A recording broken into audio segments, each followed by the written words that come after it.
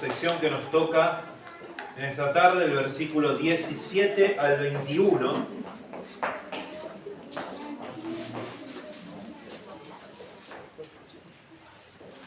Confieso que estaba un poco en un dilema si hacer del versículo 17 al 21, hacer 4 mensajes o hacer uno de 1 hora, así que opté por hacer uno de 1 hora. O por ahí un poco menos, vamos a ver si hacemos de menos. Vamos a leer del versículo 17 al 21, luego tener una palabra de oración y entramos en lo que es el mensaje en esta tarde. ¿Qué es esto? Esta sección habla debemos ponerle un título, de romper con la lógica de la venganza, ¿sí? El cristiano rompiendo con la lógica mundana de la venganza, ¿sí? Romanos capítulo 12, versículo 17 al 21 dice: no paguéis a nadie mal por mal, procurad lo bueno delante de todos los hombres. Si es posible, en cuanto dependa de vosotros, estad en paz con todos los hombres.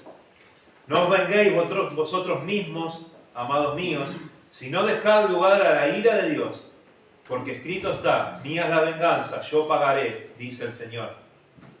Así que si tu enemigo tuviere hambre, dale de comer; si tuviere sed, dale de beber, pues haciendo esto, ascuas de fuego amontonarás sobre su cabeza. No seas vencido de lo malo, sino vence con bien el mal. Padre amado, te amamos, te damos gracias por estas alabanzas, Señor, a tu nombre. En esta tarde, Señor, quiero pedirte, implorarte, rogarte por aquellos hermanos, Señor, que no están con nosotros por estar en una situación difícil, de angustia, pero a la misma vez de espera en ti, Señor. Que obres en sus corazones, que animes, que fortalezcas. A nosotros también, Señor, desde aquí, Señor, a poder estar atentos, unánimes en oración, Señor, y prontos a estar y a ministrar, Señor, a ellos. Que en este tiempo, Señor, a través de tu palabra, obres en nuestras vidas, en esta parte tan importante que tiene que ver con la vida práctica y en la manera en la que respondemos a aquellos que nos hacen daño y crean conflicto. En el nombre de Jesús. Amén. Ahora, para entender esta sección de Romanos que tiene que ver con la parte práctica, ¿sí? Como ya venimos diciendo, del capítulo 1 al 11, tenemos toda la parte doctrinal, ¿sí? Y después tenemos la parte práctica. Para entender esta sección no podemos tomarlo de forma aislada. Pablo pasó de la doctrina a la práctica. No hay práctica sin doctrina. ¿Saben eso? No hay práctica sin doctrina. La doctrina es esencial para una práctica cristiana correcta. Entonces encontramos del capítulo 1 al 11 la parte doctrinal, ¿no es cierto? Y todo lo que vemos del capítulo 12 en adelante es la parte práctica que se deriva de esa doctrina que Pablo ha explicado de manera detallada. Lo que Pablo viene haciendo por medio de imperativos, que hemos visto varios mensajes en los primeros versículos, por medio de imperativos es llevar a los creyentes a darse cuenta de cómo tienen que vivir o cómo debe vivir un creyente que ha sido transformado, que ha conocido las misericordias de Dios, cómo debe vivir. Y un creyente verdadero, salvo por la fe en Cristo, vamos a hacer un repaso rápido del capítulo 2, el versículo 1 al 16, en vista de las misericordias de Dios, ¿sí? El creyente debe vivir en adoración, en entrega, entregando su vida al servicio de Dios. Esto está en el versículo 1 del capítulo 12. Siendo esta una acción lógica después de tanta misericordia, de haber visto y haber experimentado las misericordias de Dios. El cristiano no vive para sí mismo como antes lo hacía, sino que se entrega por completo a Dios. Romanos 12:1. También el cristiano no se deja moldear por el mundo y sus filosofías que son contrarias a Dios, sino que transforma su mente por medio de la palabra. Un creyente verdadero no debe pensar como el mundo piensa. Sus principios tienen base en la palabra de Dios, versículo 2 del capítulo 12. Una de las primeras cosas que un verdadero hijo de Dios debe cambiar en su mente para poder servir y ejecutar, digamos, los dones que el Señor le concede a cada uno, es no tener un concepto más alto de sí mismo que el que debe tener. No debe mirar a los demás por encima de su hombro, sino estimarlos como superiores y practicar la humildad. La humildad es un requisito indispensable en la vida cristiana para poder servir adecuadamente al Señor. Eso está en el versículo 3 y después cuando describe los dones en los demás versículos. Un creyente verdadero ama de manera genuina, aborrece lo malo y procura activamente seguir lo que es bueno, el versículo 9 del capítulo 12.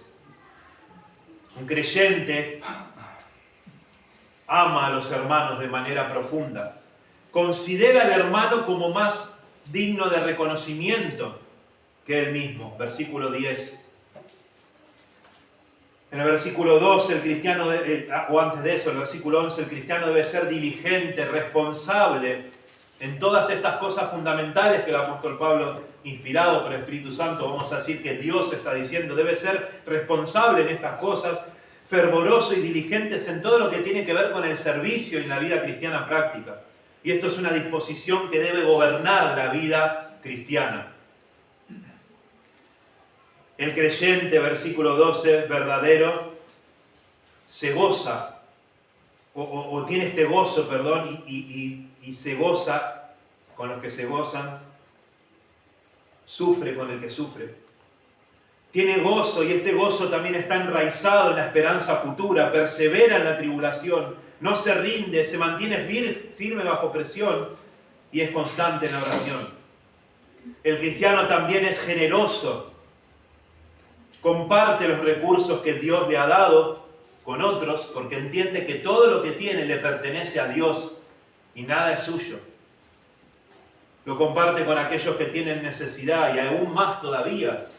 Abre las puertas de su casa, es hospedador, abre las puertas de su casa a otros hermanos que necesitan si es necesario. Habla bien de quienes le persiguen, quienes lo dañan. Eso lo vimos en los versículos anteriores. De quienes le dañan. No solo habla bien de ellos a otros, sino que habla cuando esos no solo le habla bien a quienes le dañan, o sea, aquellas personas que te hacen daño, que hablan mal de vos, que hacen daño en cualquier forma, no solo le habla al creyente bien, le contesta bien y le habla bien, sino también que habla bien de esa persona a otros, aunque esa persona no esté presente. Procura la unidad, también con un corazón humilde y no altivo, versículo 16, sino que también no se para en su propio entendimiento, o sea, considera lo que otros dicen, no es necio.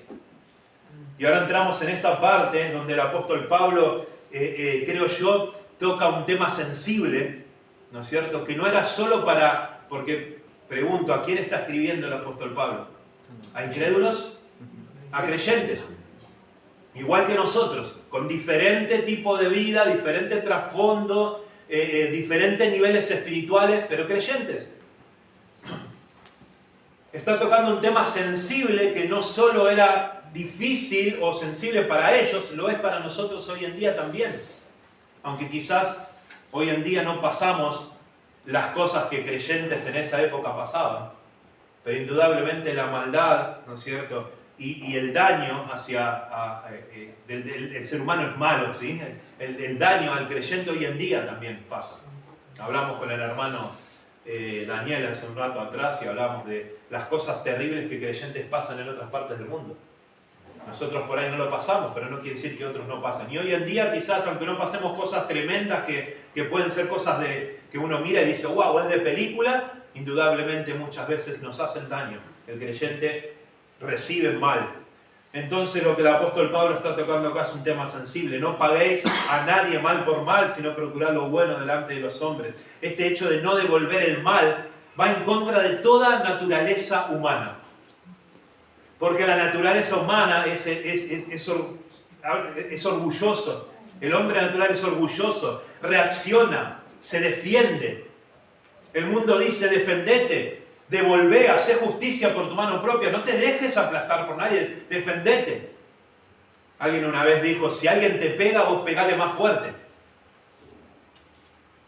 El hombre se caracteriza por esto, ¿no? Por explotar, ¿no? Por tener un poco de orgullo. ¿Han escuchado esta frase? Tener un poco de orgullo. No te dejes, no te dejes. Y aunque esta filosofía parezca ser la solución al problema cuando nos dañan, me dañan, entonces yo ahora le voy a pegar peor, voy a hacerle más daño todavía, aunque parezca ser la solución, esta venganza, esta cuestión de no dejar las cosas así, sin solución, en realidad no es una solución. Es el principio de un vacío espiritual y un cúmulo de problemas que muchas veces no tenemos ni idea. Muchos lo presentan como una solución, cuando en realidad no es una solución. Es agravar aún más el problema y hacia uno mismo. Hay un artículo del Ministerio de Salud viejo, no es de ahora, y me llamó la atención porque esto es un consenso entre personas, médicos o especialistas, que no son cristianos. Y fíjense lo que dicen, yo les voy a leer. La venganza produce una activación inmediata del sistema de recompensa cerebral que genera alivio y satisfacción, pero solo es temporal. A largo plazo deja sensación de culpa, vacío y un ciclo continuo de pensamientos que son dañinos. Antes de consumar la venganza, la persona experimenta un estado de frustración y resentimiento constante. Pensar continuamente en la ofensa eleva los niveles de cortisol y adrenalina, lo que genera un estado de alerta y malestar crónico.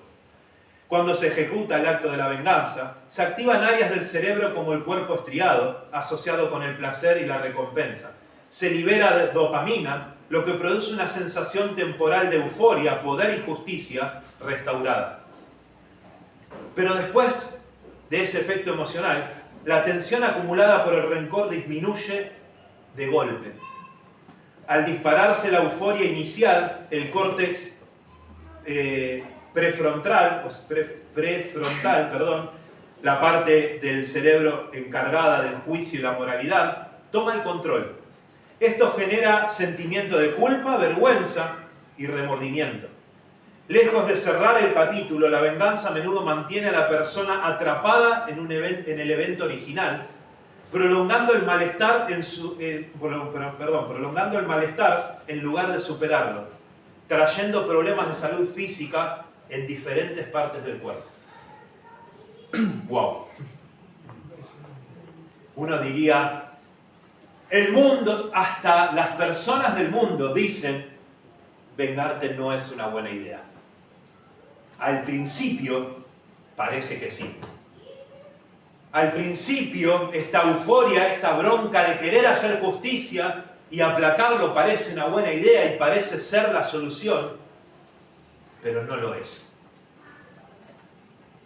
Entonces no solo Dios dice no lo hagas, sino hasta la misma medicina incrédula que esas mismas personas dicen no creer en Dios y están a favor de la evolución y rechazan todo lo que tiene que ver con los valores cristianos, hasta ellos mismos reconocen la venganza no es buena idea.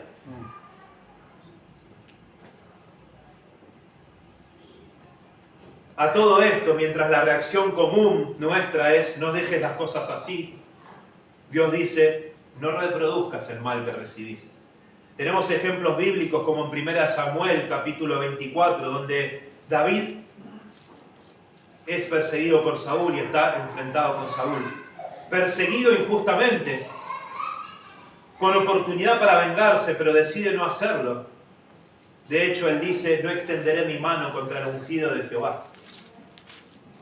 Él reconoce el mal, pero no lo imita. Debemos buscar hacer el bien intencionalmente. El cristiano es llamado no solo a no pagar mal por mal, sino procurar lo bueno delante de los hombres, el hecho de hacer el bien intencionalmente. No solo es no vengarse, es hacer el bien intencionalmente. No es solamente evitar el mal, es actuar activamente de forma buena, digamos. Y uno de los ejemplos claros que tenemos es el ejemplo de José. Traicionado por sus hermanos. Yo creo que no hay cosa más dolorosa que ser traicionado por quienes vos crees que te aman. Porque que te traicione alguien que siempre te mostró odio no nos llamaría mucho la atención. Pero uno no espera una traición de alguien que dice que uno cree que le ama. Es terriblemente doloroso. Y José, su propia familia, sus propios hermanos lo venden como esclavo y sabemos todo lo que pasó José, cárcel y todo lo que una esclavitud puede generar en una persona. ¿Y qué pasó con José? Después él tiene el poder. Llega un momento que él tiene poder. Es el segundo al mando de todo el reinado. Y aquellos que le habían traicionado, que lo habían vendido como esclavo, ahora los tiene a su merced. Ahora tiene la oportunidad de decirle a ellos, ahora van a pagar por lo que me hicieron. Pero sin embargo José dice, Dios encaminó todo esto para bien. No se venga, sino que los bendice y los sostiene. No, hey, ya está, vengan. Y con la posición que tiene, les hace bien y los trae a su regazo, los trae para cuidar de ellos. La historia de José es fascinante. Esteban en capítulo 7 de Hechos, mientras lo mataban, lo apedreaban, por el simple hecho de ser creyente, de estar predicando el Evangelio, lo están apedreando, le están quitando la vida. Señor, dice, no les tomes en cuenta este pecado. No solo no devuelve mal, no solo está diciendo a Dios, mirá lo que me están haciendo, Señor, toma cartas en el asunto. Espero que ahora que me están matando, Señor, que hagas algo con estas lacras que me están haciendo todo esto, sino que no solo no devuelve el mal, sino que responde con gracia, porque es una respuesta de gracia al decir, no les tomes en cuenta este pecado. Está diciendo Dios, tened misericordia de ellos. Está queriendo que ellos conozcan a Cristo mientras le están matando. Y esto dice que debe ser delante de todos los hombres. No es a quien nos cae bien selectivamente, es delante de todos los hombres. El cristiano activamente busca no solo de vengarse, sino de hacer bien a todos los hombres, o sea, a todos. La manera en que reaccionamos, hermanos, comunica a otros si sos cristiano o no sos cristiano, como vimos en la escuela dominical. Somos llamados a hacer luz en este mundo de tinieblas. El cristiano debe reaccionar diferente a lo que el mundo está acostumbrado a ver. Somos llamados a vivir de esa manera. ¿Qué hay de diferente en nosotros si a la hora de que nos hacen mal respondemos de la misma manera que aquel que nos está haciendo daño y no conoce a Cristo? Porque ese que nos está haciendo daño no conoce al Señor muchas veces, o aunque sea alguien que nos conoce al Señor, el principio es el mismo, no responder. Pero ¿cómo podemos reflejar a Cristo si estamos haciendo lo mismo que hace alguien que no conoce a Cristo? No podemos vivir de esa manera, no, es inviable, es incongruente. Y en esta sección práctica, Pablo está llevando a creyentes que, aunque todavía no había pasado este evento de ser perseguidos y torturados y matados porque todavía no había sido quemado Roma, eso fue un tiempo después, iban a pasar los cristianos uno de los momentos más, trágicos, aterrador, que vamos a decir, que iban a ser matados de una manera brutal. Y yo me imagino que muchos de ellos releyeron esto mientras eran quemados vivos, mientras eran muertos de maneras atroces. Y Dios les estaba diciendo, no devuelvan mal. Procuren actuar bien con ellos. ¡Wow! Pero pastor, ¿es difícil? Sí. ¿Es imposible? No. Es lo que Dios requiere de nosotros. Y punto. El cristiano no solo hace esto, sino que el cristiano busca la paz, versículo 18. Si es posible, en cuanto dependa de vosotros, estad en paz con todos. Dice, si es posible. Si es posible, acá Pablo reconoce una realidad. Reconoce una realidad. No todos quieren paz. Es una realidad, es una expresión. Esta expresión es porque la paz no depende de uno solo, sino de ambas partes. Aunque el creyente haga lo correcto, la otra parte puede rechazar la conciliación, puede responder con hostilidad. perseguir el conflicto, querer que persista el conflicto. Ojalá todas las veces pasara que hay una persona que busca hacernos daño y nosotros tratemos de actuamos de buena manera y esa persona diga, tenés razón, la verdad, mala mía, voy a cambiar. Muchas veces no depende de nosotros, queremos estar en paz con los demás, queremos tener una buena relación en el ambiente laboral y todo. Y hay algunos que no quieren. Y siguen siendo hostiles, y siguen persiguiendo, y siguen dañando, y siguen calumniando, y va a pasar. No depende de nosotros. Es una realidad. El creyente muchas veces va a ser perseguido sin razón, despiadadamente, no importa lo que haga. Aunque te comportes de manera bíblica, te comportes de manera correcta, va a haber quienes te persigan igual, te agredan igual, no quieran tener nada con vos y busquen conflicto todo el tiempo. Pablo está siendo realista. Vivimos en un mundo caído donde no todos buscan paz. Nuestra responsabilidad tiene un límite. Por eso dice, en cuanto dependa de vosotros. Hay una responsabilidad personal. No podés controlar al otro, no podemos controlar lo que el otro hace. Salvo que alguno me diga, sí, pastor, yo puedo. Yo no puedo. No podemos controlar lo que el otro hace. Pero sí podemos controlar nuestra actitud. Entonces lo que está diciendo es, mientras dependa de vosotros, estar en paz con todos. Vos hacés tu parte. Entendemos. Es Pablo diciendo, hey, yo sé que hay otros que no quieren esto. Y ustedes no pueden hacer nada con eso. Perfecto, eso es su parte. Pero ustedes hagan todo, mientras dependa de ustedes, ustedes hagan su parte. Ustedes actúen y busquen la paz. ¿Qué es esto de buscar la paz? Es de hacer todo lo posible para que el conflicto no crezca. Hacer todo lo posible para que el conflicto termine. Hacer todo lo que está a mi alcance. Si yo he fallado, es pedirle perdón. ¿Saben que esto es un tema muy importante acá?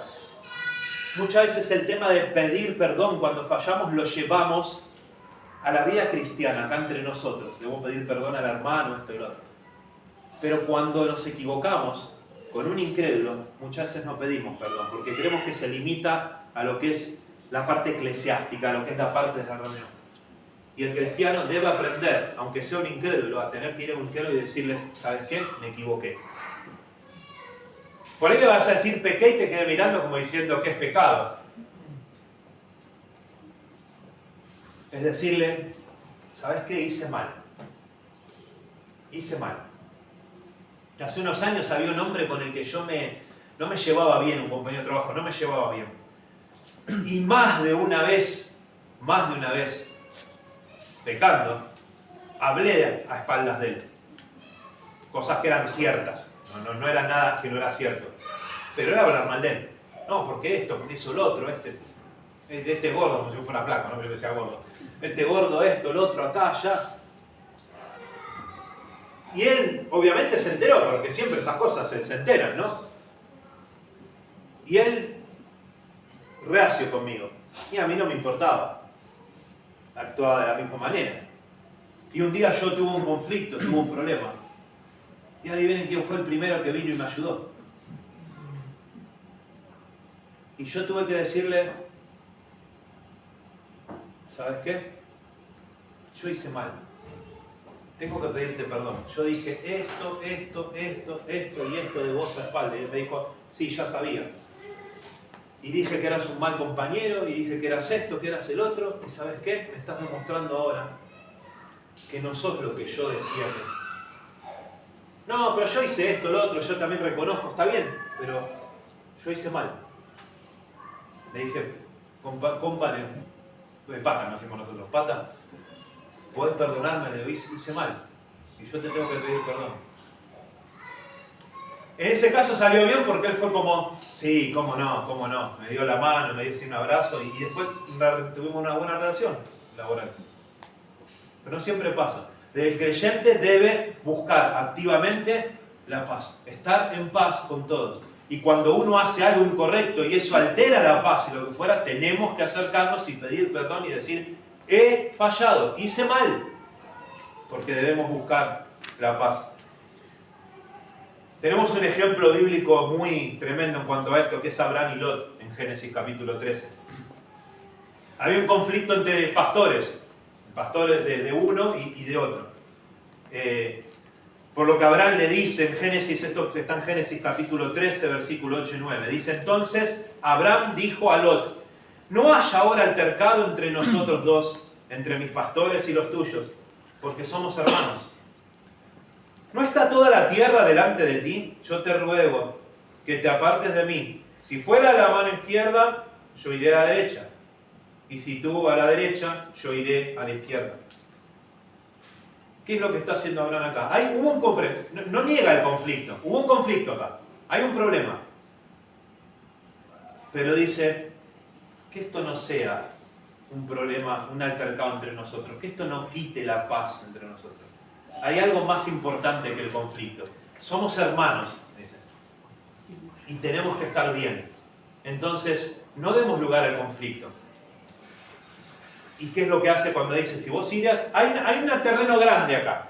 En vez de estar los dos juntos, las dos familias grandes juntas, el ganado tuyo, el mío, no, tus pastores, los míos, se están peleando, ok, vamos a un terreno grande.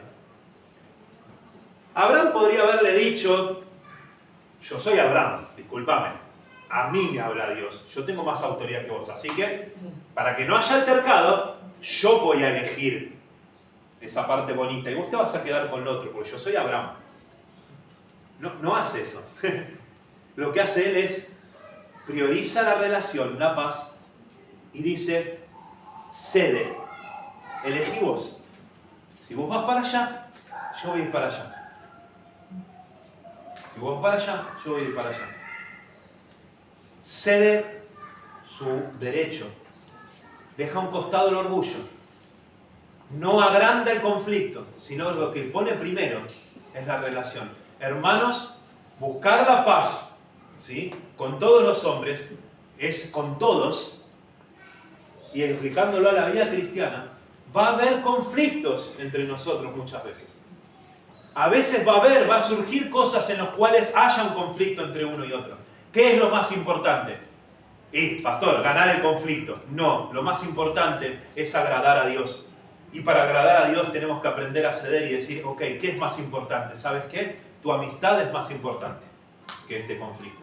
Estar en paz con vos, estar bien con vos es más importante que esto. Esto no tiene tanta importancia. Y si es algo que hay que hablar y pedir perdón, se habla, se pide perdón y lo arreglamos. Porque lo más importante es que estemos bien. Porque eso es lo que agrada a Dios. Y si tengo que ceder, voy a ceder. Si tengo que pedir perdón, pido perdón. Si tengo que restaurar, voy a restaurar. Si tengo que restituir, voy a restituir. Hago lo necesario. ¿Para qué? Para que haya paz. Porque es lo que Dios me demanda en esta nueva identidad en Cristo que tengo. Y esto es activo. ¿Qué quiere decir esto? Que es una paz activa. Y esto no es evitar los conflictos, que muchas veces se interpreta equivocadamente, que buscar la paz es evitar el conflicto. Bueno, el hermano o pecó contra mí, me ofendió, dijo algo que era mentira, manchó mi honor, entonces bueno, pero para que haya paz entre los cristianos voy a hacer de cuenta que no pasó nada y lo dejo que siga chusmeando de mí. No es eso. Vamos, nos acercamos, confrontamos con amor, de manera correcta. No es evitar los conflictos, es buscar reconciliación. Esa es la paz. No es evitar el conflicto, es buscar reconciliación. Y hacemos lo necesario para eso. Hermanos, esto es muy práctico. Y esto es algo que tarde o temprano en nuestra vida cristiana lo vas a tener que aplicar. Sea acá o fuera de la iglesia. Es inevitable. Esto es lo más parecido a decir en cuanto al tema del perdón. Sin lugar a dudas, tarde o temprano vas a tener que experimentarlo en tu vida. Porque tarde o temprano alguien te va a ofender. Y vas a tener que perdonar. No es algo de lo que vas a poder escapar. Tarde o temprano vas a tener que ponerlo en práctica. Vas a encontrarte en este lugar de tener que vengarte o no, buscar la paz o dar lugar a tu orgullo. Es inevitable. Porque el ser humano es pecador, las personas fallan. Y te voy a decir algo que por ahí te sorprenda mucho. Vos también fallas. no siempre es los demás me hacen daño. Los demás dicen cosas. Los demás son malos. Nosotros también somos bastante malos muchas veces. Lo que pasa es que somos tan,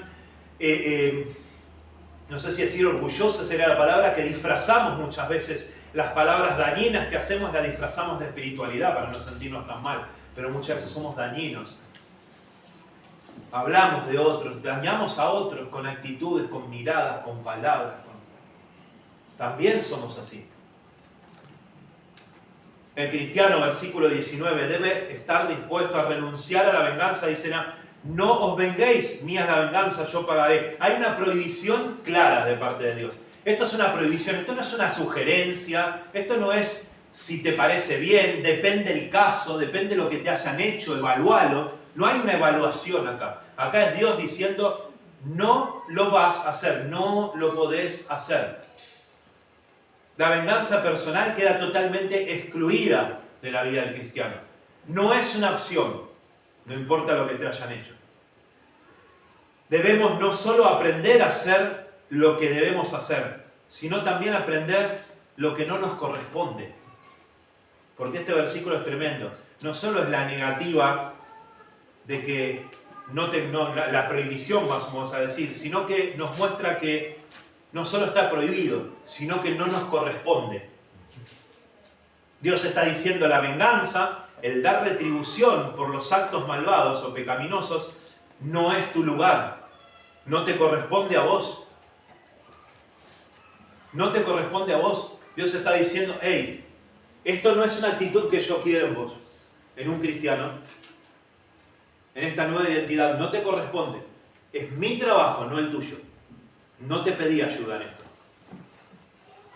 Así como mi suegro decía, no hay vacantes en el Espíritu Santo cuando una persona no quiere, ¿no? Está en la consejería todo y parece que no arranca y todo y uno cree que cambia a la persona, ¿no es cierto? Y yo digo, ¿cómo puede ser? Y me acuerdo que hace años mi suegro me dice, Dios tiene que obrar en su vida, no hay vacantes en el Espíritu Santo.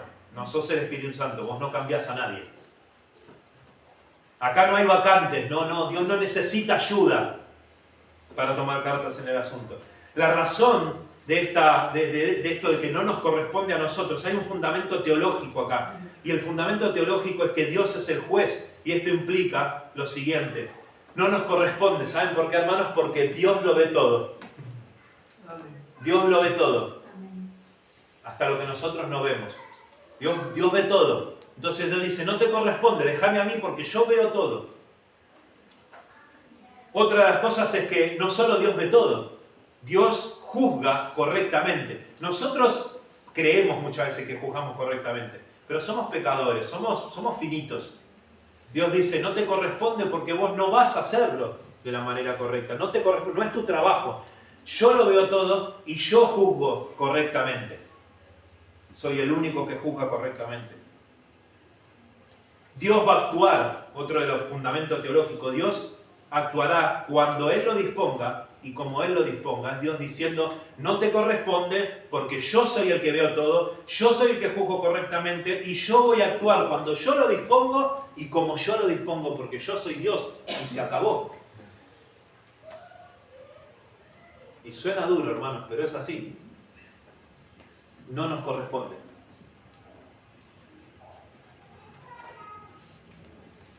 Siempre me llamó la atención Jesús en la cruz, ¿no? Una injusticia total. Entendemos que era el plan de redención. Lo entendemos, sí. Pero pensemos un poquito desde el lado humano, vamos a decir. Vamos a verlo hasta del lado jurídico, ¿sí? Saben que cuando unos que han estudiado, no creyentes, que lo han estudiado desde el lado jurídico, de hecho en la facultad me acuerdo que nombraron este caso y decían todas las falencias o errores jurídicos que había hasta inclusive en aquella época. Decían que había sido un juicio, ¿cómo se dice? Fuera de hora. Fuera de hora, un juicio nulo, fuera de hora, fuera de lo que es el marco, ayúdame con las palabras, Legal. Marco legal, gracias, fuera del marco legal, o sea, dicen, fue un desastre. Sufrimiento máximo. ¿Y Jesús qué hace teniendo todo el poder para hacerlo? Como digo, entendemos que fue el plan redentor de Dios, pero veámoslo desde el lado humano. ¿Qué hace? No toma venganza, sino que confía en el Padre. Hermanos, renunciar a la venganza, ¿saben qué es? Es soltar el control. Confiar en Dios y rendir el derecho a hacer justicia. Es decir, yo rindo mi derecho a hacer justicia, derecho entre comillas, ¿no?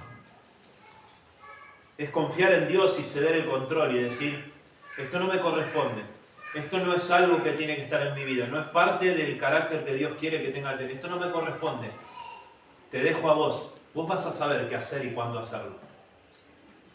Y hermanos, hay personas que están con una sonrisa en este mundo, haciendo todo tipo de maldades y lastimando a otras personas, y se jactan de eso. Hay un video de una persona, yo lo vi, me lo habían pasado, no me acuerdo qué, de una persona que le hice una nota a una persona que estaba detenida y había matado a no sé cuántas personas, y el que le entrevistaba le decía, ¿te reís cuando hablas de eso? Y él decía, sí. ¿Te divierte? Él decía, la verdad que sí. Y se jactaba de eso. Hay personas en este mundo que se jactan. ¿Saben qué? No queda impune. Y yo digo, qué triste y terrorífico cuando estén enfrente del Dios justo. No necesito yo hacer nada. Dios va a dar la retribución cuando Él lo disponga. Y créanme, no necesito ayuda. Dios me libre de estar enfrente de ese juez justo. Y aunque muchos en este mundo crean que escapan de la justicia de Dios, no escaparán. Amén. Y el versículo 20 habla de responder con el bien, para ir terminando. Si tu enemigo tuviera hambre, dale de comer. Habla de un amor activo al enemigo.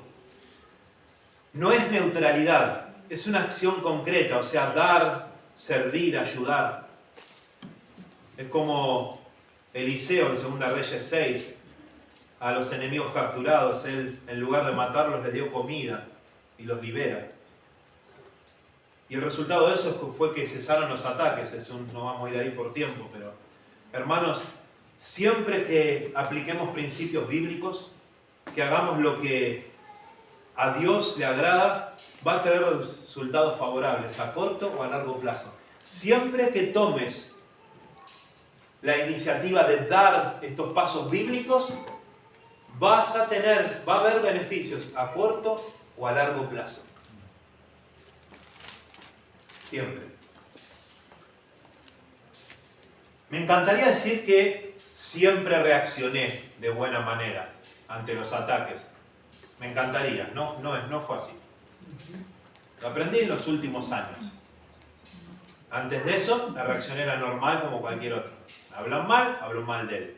Me hacen daño, cuando tenga la oportunidad le devuelvo lo mismo. ¿Y saben qué? No solo hay un vacío atrás de eso. Lo deja uno en una posición tan amarga y triste. Ni hablar de uno que me va manchando el nombre del Señor, ¿no? Pero uno lo deja en una posición triste.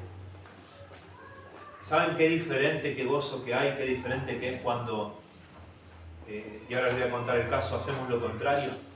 Trabajaba en una comisaría donde había una mujer que tenía una posición un poco más alta que la mía. Podemos decir que era la segunda al mando y yo el tercero, vamos a decir, por poner de una manera, porque yo estaba como secretario del comisario y ella estaba como segunda.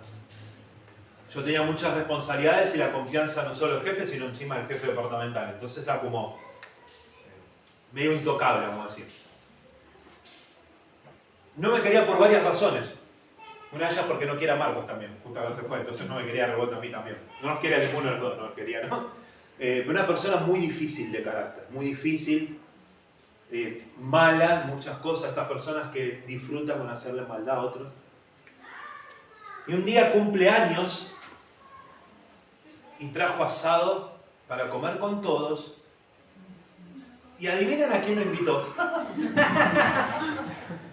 Olorcito asado, con lo que me gusta también asado, en el fondo de la comisaría, se sientan a comer todo, y no solo yo, sino mi equipo, los que trabajan conmigo, otras dos personas. Y estaban enojacidísimos. Branca, hoy haciendo asado, ¿qué? Y si no nos invitó, y escuchábamos cómo yo había pedido comida, una pizza, y escuchaba cómo decían, qué rico el asado, decían. Menos mal que no estamos comiendo pizza y todo así, ¿no? Y burlándose y todo lo demás. Pasó un tiempo, y esas cosas que pasan a veces en la comisaría, que te viene alguien con un problema enorme. Este hombre se le habían metido dentro de la casa, el juzgado no le había hecho la denuncia en el juzgado no le daba bolilla, entonces viene desesperado, y yo digo, ¿qué juzgado interviene? ¿Qué fiscalía tanto? La conozco a la fiscalía. Entonces llamo, mire doctora, pasa así, que esto es un vecino, deme una... Bueno, está bien, ahí te bajo la orden de desalojo, me dice, y sacar. El tipo no lo podía creer, dice. Yo ya me pasó con una propiedad, 5, ¿cómo te dieron? Digo, porque la conozco, a la fiscal de hace rato, entonces, agradecido. Viene a las 2 horas con medio costillar, con todo, me dice, para que se hagan un asado. Gracias, ¿no? Así.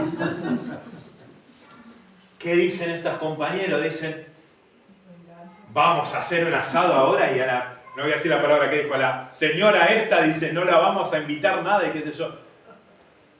No. Hice el asado y le dije, ¿quieren venir? Vamos a comer un asado. ¿Cómo vamos a hacer eso? Me dicen. Me decían, pero vos mirá lo que nos hizo. Y le digo, no solo la senté en el mejor lugar, las mejores porciones, y yo me puse literalmente en delantal y les serví.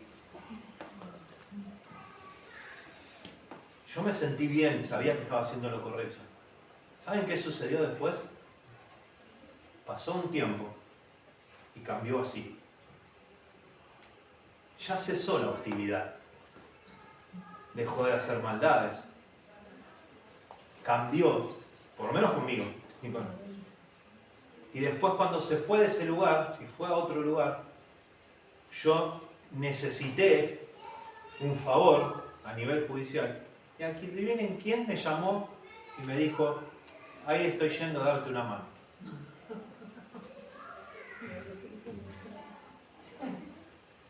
Qué sorprendente.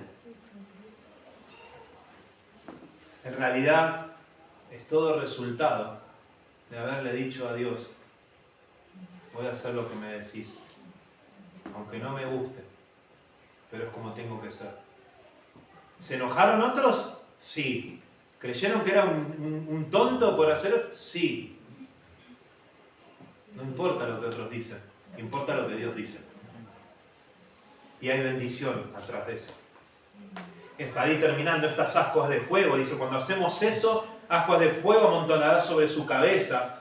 Estas ascuas de fuego de las que habla, no es hacer bien, o sea, hacer bien para que Dios le castigue. Muchos interpretan mal esto y dicen, hacer bien para que Dios diga, mirá, lo que hizo mi hijo con vos, entonces ahora yo te voy a hacer puré.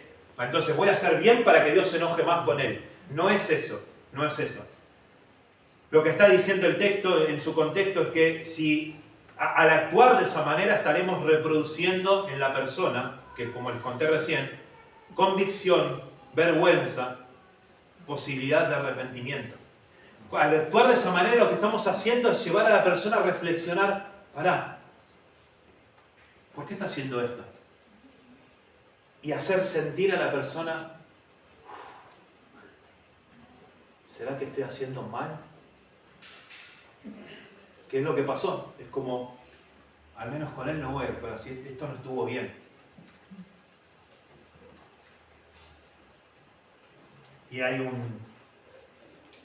para terminar el versículo 21, hacerlo rápido, es el clímax, cierra el pasaje como con la frase de las frases, ¿no? No seas vencido lo malo, sino vence con bien el mal. Hay dos opciones, ser vencido por el mal, o sea, reaccionar igual que los que reaccionarían que no conocen a Cristo, o vencer el mal en el sentido de responder de manera diferente. El bien rompe o daña este ciclo normal que está en el mundo, ¿no es cierto?, de hacer lo que sentimos, pero cuando hacemos lo diferente, lo contrario, reflejamos a Cristo. Hermanos, debemos vivir una vida cristiana de tal manera que refleje a Cristo inclusive en esas situaciones tan difíciles en las que otros reaccionarían de manera natural, nosotros reaccionando de una manera que refleja a Cristo. Somos llamados a eso. Somos llamados a eso. Para terminar, una vez alguien, en un caso X, había habido un conflicto con una persona y me dijeron, ¿querés hablar porque no quiere hablar con vos porque cree que estás enojado, que no le vas a dirigir la palabra? Yo le dije, no hay problema, está todo bien. Y mostré cordialidad, compasión. Y cuando me preguntó por qué, fue una puerta abierta, por una sencilla razón. Porque he conocido a Cristo. ¿Cómo? Por eso, porque he conocido a Cristo. Y Él me demanda ser diferente. Yo no puedo maltratarte, más allá de que lo merezcas. Cuando otros que están de afuera ven a un creyente que reacciona de esa manera, créanme que van a querer conocer a Cristo. Debemos aprender a vivir, hermanos, diferente, a vivir una vida cristiana práctica, en la que otros pueden ver a Cristo a través nuestro. Oremos.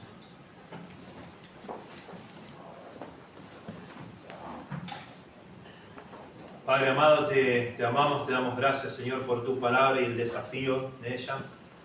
Que nos ayudes a poner en práctica esta verdad tan importante, Señor, que tiene que ver con la vida cristiana práctica, con aquellos que nos hacen daño, Señor, o nos dañan de diferentes maneras, a reaccionar en la forma en que tú quieres que reaccionemos.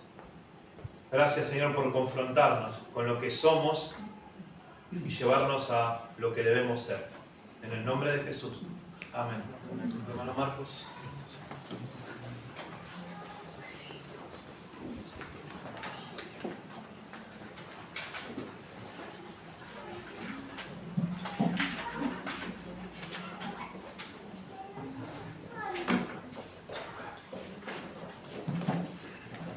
Muy bien, nos ponemos de pie, hermanos.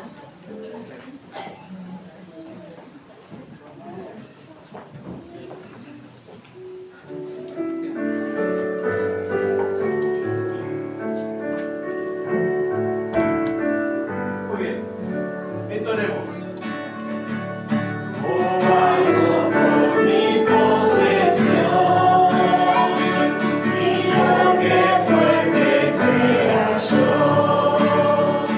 Si no en el precio de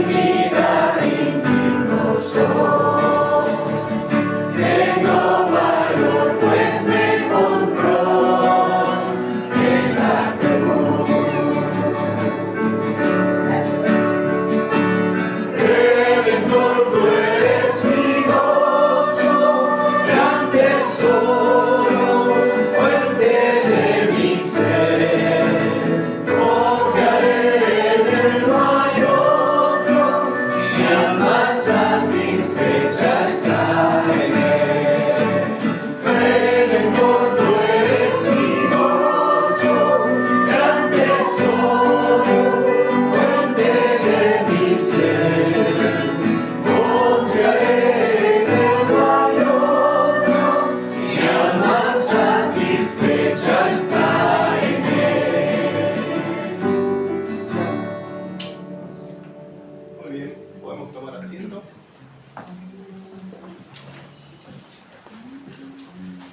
Muy bien, por último tenemos versículo mientras escuchamos el postulio. Queridos hermanos, buen retorno a sus hogares.